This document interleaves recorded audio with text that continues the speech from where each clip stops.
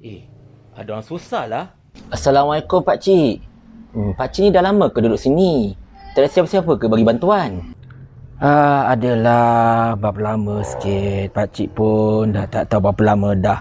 Adalah 2-3 orang yang bagi bantuan, tapi manalah cukup kan. Pakcik ni ada anak ramai, ada ahli keluarga ramai, bini pun ramai. Tak cukup masalahnya. Jadi itulah, pakcik pun tak tahulah nak buat macam mana dah ni. Manalah nak cari duit nak beli beras, nak beli tepung semua. Ya Allah, ya ke Pakcik? Kesiannya. Tak apa, tak apa. Ni Pakcik ada bantuan sikit tu Pakcik. Ya Allah, terima kasih nak atas bantuan. Moga-moga Allah lah memurahkan rezeki Tuan kan. Kalau tak ada anak ni lah yang bagi bantuan macam ni, siapa lah lagi nak bantuan kat kami ni ha. Ya Allah, syukur sangat-sangat. Itulah dia. Nak kena harapkan orang luar juga bagi bantuan. Nak harapkan zakat ke, nak harapkan jabatan kebajikan ke, nak harapkan kerajaan negeri ke bagi bantuan. Memang taklah. Nak kena orang luar juga bagi bantuan macam ni, tahu tak? Halo Encik, kita bukan tak bagi bantuan, tahu tak? Kerajaan negeri ke, agensi zakat ke, jabatan kebajikan, semua dah bagi bantuan, ada masalahnya. Tapi dia yang tak nak terima. Dia terima lepas tu buat senyap macam tu je. Tak mana pergi bantuan-bantuan tu. Kita siap bagi rumah lagi. Nampak? Siap bagi rumah baru lagi supaya dia dapat pindah. Tapi dia yang tak nak pindah. Habis kami nak buat macam mana?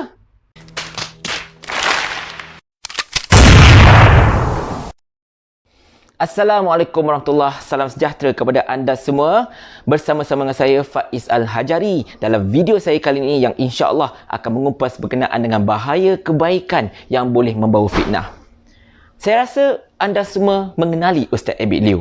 Baik sebagai seorang penceramah yang sentiasa menyentuh perasaan kita dengan ceramah-ceramahnya yang sentiasa meruntun perasaan, maupun sebagai seorang filantropis, sebagai seorang yang sentiasa memberikan derma dan juga memberikan sumbangan kepada mereka yang memerlukan. Dan kisah kebaikan Ustaz Abid ini tidak perlulah saya dokumentasikan di sini kerana ramai dah tengok dekat channel YouTube beliau ataupun dalam sosial mana-mana dan sebagainya. Cuma pada kali ini tuan-tuan dan puan sekalian, beberapa tindakan Ustaz Abid memberikan sumbangan kepada pihak-pihak tertentu mendapat sedikit pertikaian ramai. Antaranya, baru-baru ini Ustaz Abid agak dikecam ketika menyampaikan sumbangan dekat Kedah dan kemudian di Pahang dan kali ini di Kelantan. Mengapakah begitu? Baik, pertama tuan-tuan dan puan sekalian, kita tidak dapat mengelak bila Ustaz Abid Liu memberikan sumbangan kepada pihak-pihak tertentu dan turunkan status tersebut dekat laman sosial beliau dan sebagainya. Sudah pasti ini akan mengundang berbincangan daripada pelbagai pihak dan tidak kurang daripada mereka yang menyalahkan kerajaan negeri ataupun badan-badan utama kerajaan yang memberikan bantuan sepatutnya, seolah-olah macam mereka ini tidak pernah memberikan bantuan. Seolah-olah macam mereka ini sentiasa mengabaikan mereka yang memerlukan ini sehingga terpaksa memerlukan orang luar seperti Ustaz Abid untuk memberikan sumbangan dan juga bantuan kepada mereka. Dan Ustaz Abid pun macam biasa, seperti mana ceramah-ceramah beliau, setiap kali status beliau berkenaan dengan bantuan yang beliau berikan, beliau datang ke rumah yang buruk, rumah yang usang, beliau akan menitiskan air mata, beliau akan bercakap dengan nada yang sedih, seolah-olah macam tuan rumah itu tidak pernah mendapat bantuan daripada mana-mana pihak.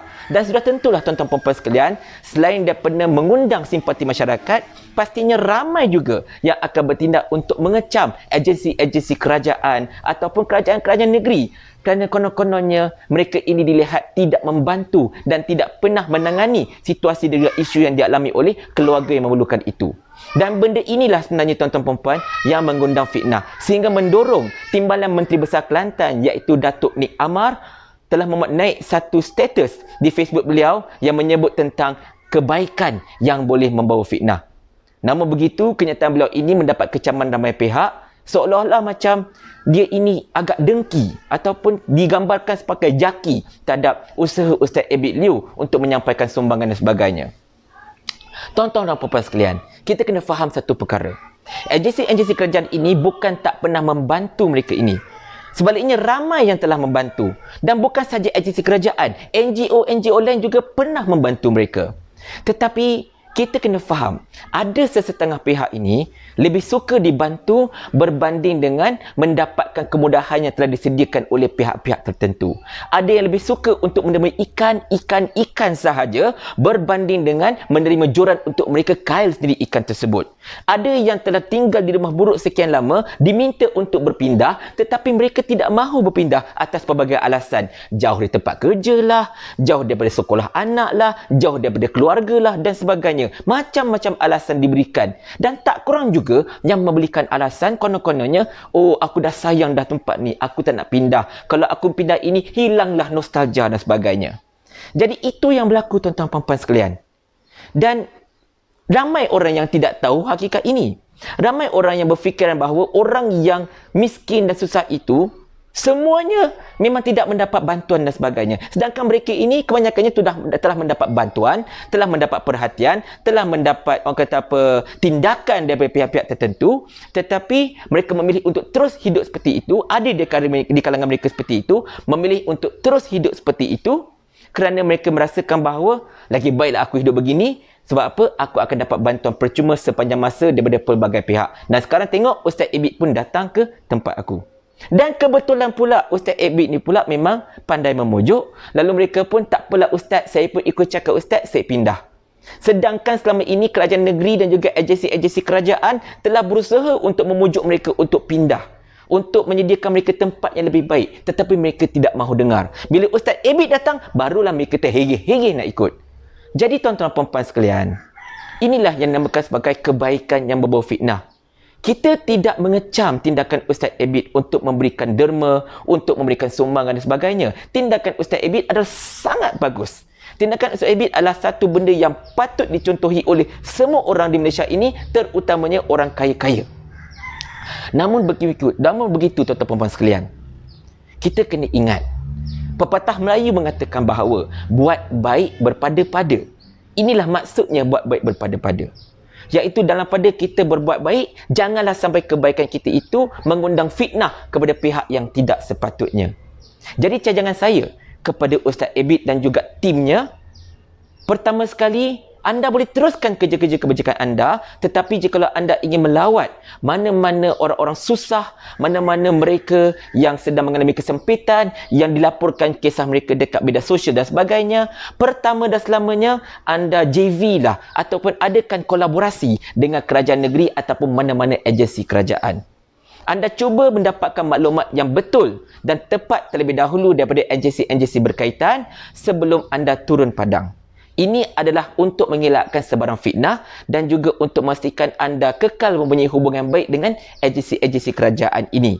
Dan pastinya agensi kerajaan itu kebanyakan dah simpan pun rekod mereka ini dan mereka boleh memberikan anda satu senarai ataupun satu perkara yang lebih tepat dan sesuai untuk anda lakukan terhadap mereka yang memerlukan ini, insya-Allah. Mungkin selama ini pihak kerajaan telah pun menyediakan rumah dan sebagainya, yang mereka perlukan ialah barang keperluan asas dan sebagainya, dan anda boleh kolaborasi dengan agensi kerajaan tersebut untuk menyampaikan barang bantuan asas dan sebagainya. Itu lebih molek, memberi bantuan, membuat kebaikan tanpa menimbulkan fitnah terhadap mana-mana pihak.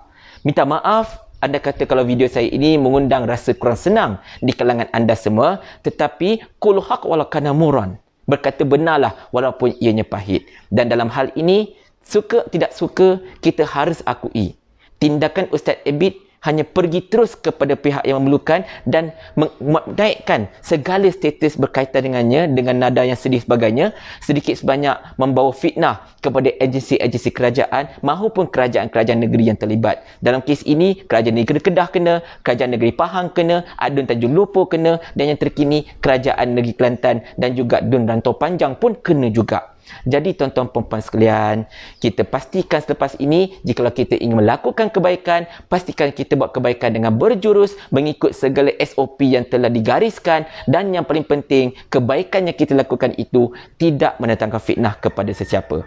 Okey? Sebelum saya berlalu, saya ingin tinggalkan anda dengan sebuah certot. Anda ada anak. Anak anda ini memang jenisnya tak nak dengar cakap anda dan dia tak nak makan. Puaslah anda dan juga pasangan memujuk anak anda ini. Makanlah, makanlah. Mak dah masak sedap-sedap. Ayah dah beli KFC. Macam-macam benda yang kami dah berikan kepada anda sekarang ni, kepada anak ini. Tolonglah makan. Tetapi anak itu tetap tidak mahu terus makan. Dan oleh kerana anak itu tidak makan, badan menjadi semakin kurus kering. Muka menjadi semakin cengkung. Kulit semakin melepuh dan juga kering. Kerana apa? Kerana dia tidak mahu makan. Tengok-tengok datang jiran mereka, seorang artis yang kebetulan pula diminati oleh anak tersebut, datang lawat. Ya Allah, kesiannya kau, kenapa tak makan? Tak apalah, mes ni acik bagi makan. Dan oleh kerana budak ini minat dengan artis ini, dia pun makan makanannya artis itu bagi. Dan artis itu pun membuatkan naik status dekat WhatsApp group kawasan perumahan sebagai contohnya. Cakap kesian budak ni, dia tak makan lama dah, tak makan-makan. Hari ini saya bagi makan, barulah dia dapat makan.